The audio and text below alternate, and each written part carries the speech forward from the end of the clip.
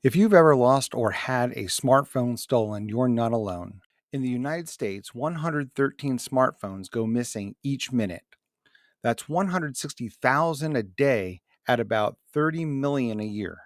Apple's iOS 17.3 introduces the stolen device protection to the iPhone, which could stop phone thieves from taking over your accounts. Here's how to enable it right now.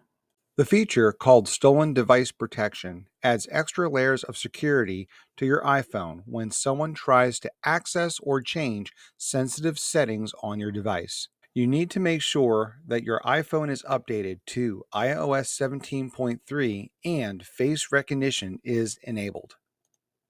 Turning on the iPhone's Stolen Device Protection is simple. Open the Settings app, scroll to Face ID and Passcode. Enter your passcode and access the security features. Then scroll down to Stolen Device Protection and turn the switch on. When you turn on Stolen Device Protection, Apple puts extra limits on some of the settings when your phone isn't at a familiar location like your home or work. If someone unlocks your phone and tries to change these settings, they will have to also use your Face ID or Touch ID, which is not easy to clone and fool the systems that power them. Don't let your smartphone become a statistic. Enable this setting today, and thanks for watching.